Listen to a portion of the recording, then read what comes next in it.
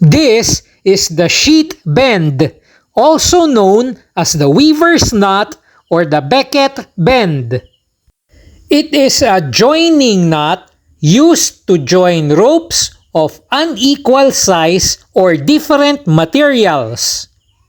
It can also be used to join ropes of the same size or the same material. It is very useful for attaching the corner of any fabric, tarpaulin, or tent to a rope.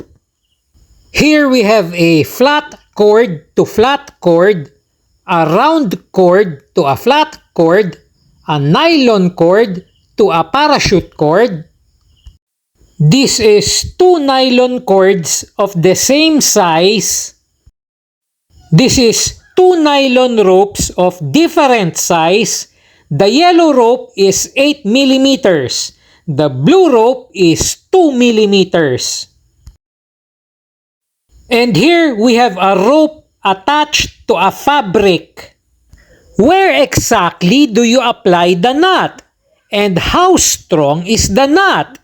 How reliable is the knot? Answering these questions will help you decide if you should use the knot or not.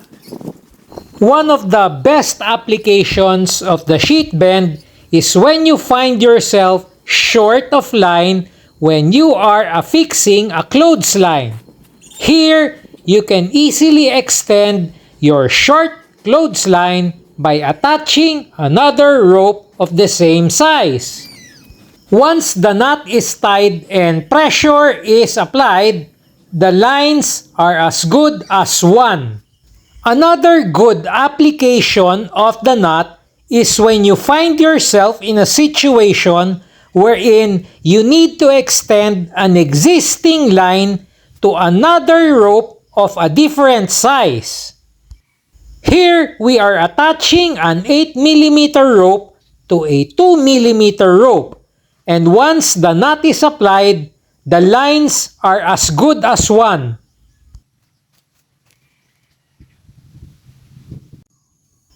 In situations where your eyelet or your grommet is damaged, or when your tarp or shelter does not have an eyelet, you can use the sheet bend to attach the rope to the tarpaulin or the tent. When you are setting up your garden net or your chicken net, you can use the sheet bend to attach your rope to the net. Nets are not provided with eyelets or grommets. But just how strong is the sheet bend knot? Will it be able to withstand a tremendous amount of pressure or weight? Let's find out. Here, we will join two ropes of the same sizes using the sheet bend knot. Then, we will test it by sitting on the plank and see if it will hold my weight. Both ropes will be 8 millimeters thick and are of the same material. We have finished joining the two ropes using the sheet bend knot. We're now installing the plank using the marlin spike hitch. Here we go. And we are now suspended in air. The sheet bend knot is not collapsing under the weight. It is holding its own. That is 200 pounds of weight or pressure. Let us now test the strength of the sheet bend knot if we used ropes of different sizes. Here, we will attach the blue 2 mm cord to the yellow 8 mm cord. Let us see if it will hold the weight or the pressure.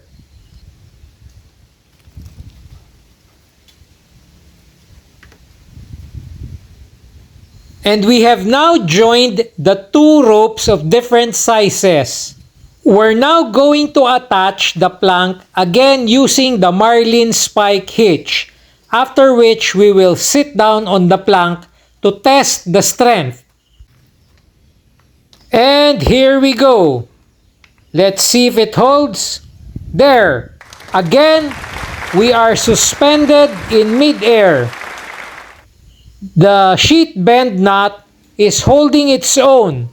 The 8mm rope is securely attached to the smaller 2mm rope. It is not collapsing under the weight, the pressure, and the tension.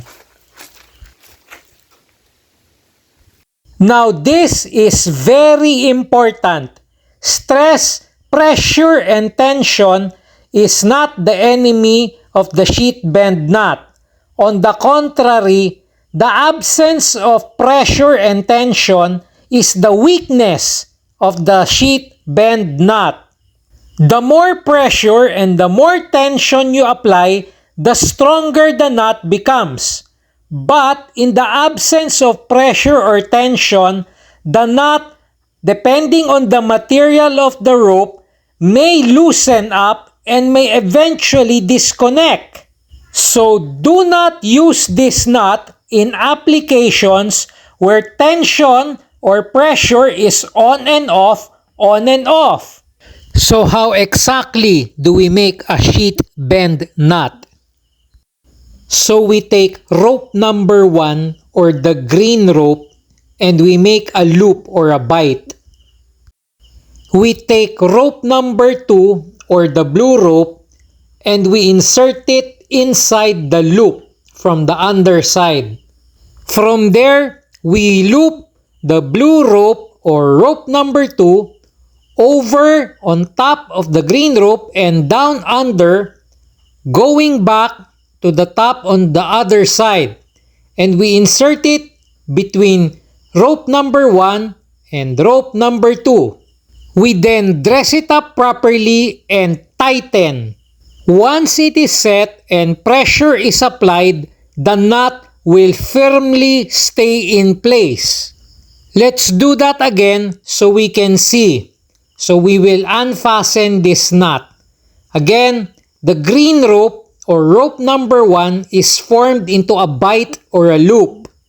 The blue rope or rope number 2 is inserted inside the loop from the underside. Next, loop the blue rope over, around, and under the green rope and back on top the other side. After which, you insert it between the green rope and the blue rope. Dress it up properly and tighten the knot. When you are joining a bigger rope to a smaller rope, the bigger rope is what forms the loop or the bight. The smaller rope is what goes through the loop, around, over, and under, and back to itself. The sheet bend knot is the best knot to use when joining ropes of different sizes or different materials. Just ensure that constant tension is applied, because once tension is released, the ropes may loosen. When you are attaching a rope to a fabric or a tarpaulin or a net, it is always the fabric, the tarpaulin, or the net that forms the loop or the bight. Roll it up so that you can form a loop or a bight. It is always the rope that goes through the loop or the bight, over, around, and under, and back to itself. Only the sheet bend knot can effectively attach a rope to a fabric, a tarp, or a net. Again, ensure that constant tension and pressure is applied to prevent the knot from loosening up and disconnecting. Thank you for tuning in and thank you for watching. Do hit the like and subscribe button and don't forget the notification bell so you will be notified of my next upload. Do comment down below so I can get back to you as soon as possible. Thank you for watching!